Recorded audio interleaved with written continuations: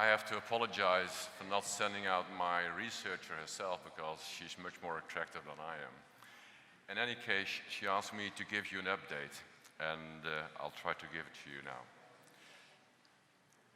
I have nothing to disclose. So what she presented last year was an experimental study that was induced by a publication by the Great Ormond Street from Bichet, saying that you would have an increasing amount of circulation disturbances in the brain when using 10 millimeters of mercury in patients undergoing esophageal atresia repair or congenital diaphragmatic hernia repair.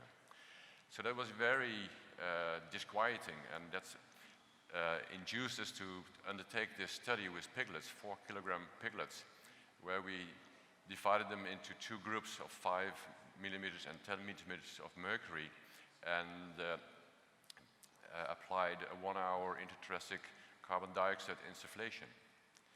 And the results were that the blue line you can see were the piglets that were having 5 millimeters of mercury, and the red dot line was those undergoing 10 millimeters of mercury. That those that underwent 10 millimeters of mercury had major problems throughout the procedure, and in a number of instances we even had to interrupt the procedure in order to resuscitate the piglets. On the other hand, the 5 millimeter mercury insufflation piglets, they did well throughout the whole procedure. So our conclusion at that time was that those undergoing 10 millimeter mercury insufflation had severe hemodynamic instability, and 2 of the 5 had to be resuscitated, although we could preserve the cerebral oxygenation at that time. So with the somewhat quieting outcome of this study, we went on to perform a prospective study with 15 patients undergoing esophageal atresia repair, and where we measured with near-infrared spectrometry the brain circulation. And it was a study that we conducted between January 2012 and September 2014. So this is the timeline monitoring. T0 preoperatively already in the NICU, the patients were on near-infrared spectrometry. Then during anesthesia at the T1, the start of CO2 insufflation, T2 during the procedure, and then postoperatively T4, 5, and 6 to determine how they did afterwards. And the parameters we had are pointed out here. I won't go into detail them all, but those are the most important time parameters you have, and at the different levels you see also 6, 12, and 24 hours afterwards. And these are the outcomes. So a total of 15 patients, and there was 8 patients that had also concomitant morbidity. The time of operation in total was a mean of 212, but the pneumothorax was conducted throughout a mean of 130 minutes. And a number of these patients, 2 patients had an right descending aorta. So these are the main results. So what you can see is at the different time intervals how the reaction was on mean arterial blood pressure that remained stable throughout the procedure in all patients. When you looked at the arterial saturation, you could see at the time of carbon dioxide induction there was a drop, but not that much that the patients would become desaturated, and it recovered afterwards to stable levels.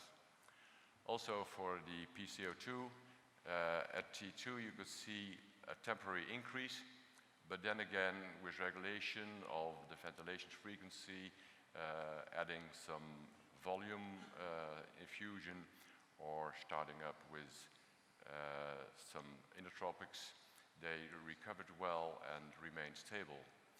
And also what we saw was, and yesterday it was presented in some patients, the drop of the pH was significantly in our group.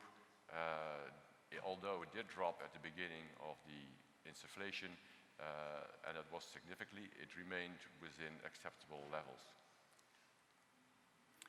And these are the results of the cerebral oxygenation that we could measure by the SOC2. And you could see that throughout the procedure, you could see at the induction it increased, but that is the pre-oxygenation that the anesthesiologists usually want to give them. But then after they stabilized again, and it remained stable throughout the procedure.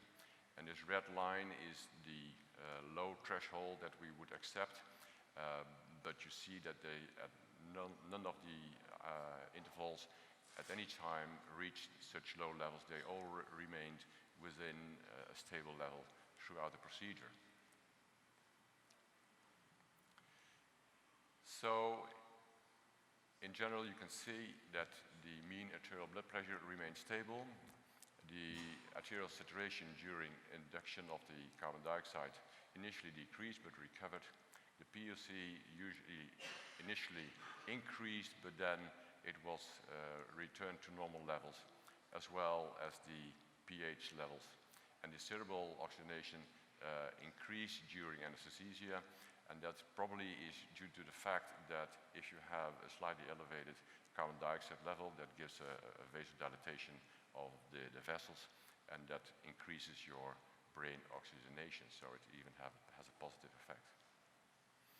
So in conclusion, we can say that the use of 5 mm mercury carbon dioxide insufflation for esophageal atresia repair is safe, and you can remain a stable cerebral oxygenation in neonates. And what we see nowadays is that the anesthesiologists sooner come to look at our side where we do the NIRS. How is it going? Should we adjust something? And in this way, we can offer a stable anesthesia to these patients. So this is the follow-up of what we presented, or what Lisanne presented last year.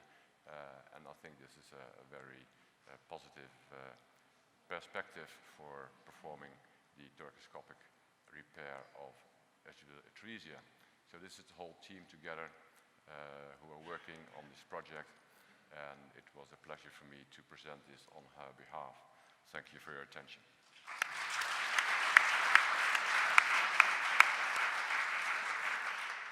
So any questions for David?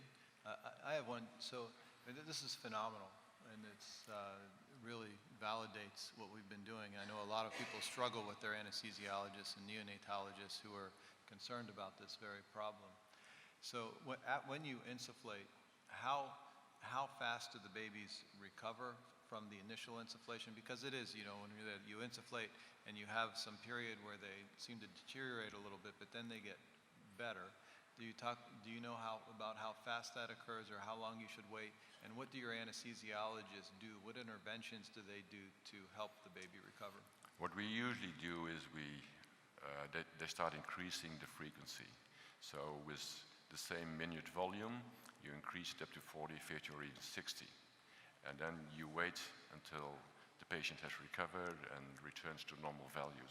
So we usually wait about 2 or 3 minutes, and then they're back to stable levels before we start off. So, and even if in the event that the initial insufflation goes too fast, because nowadays we start with 1 liter. If it goes too fast, you can reduce it and first bring it up to 3 millimeters of mercury, and then adjust it again to 5 millimeters of mercury. That usually is sufficient. And we strongly advise not to go up any further. I mean, if your anesthesiologist remains to have some problems with the insufflation, you can always introduce a false trocar with a flexible liver retractor to slightly push down the lungs in order to get a good view of where you have to be without compromising circulation and ventilation. Thank you. It's a great paper. Any other questions? No, thank you, David. You're welcome. Great.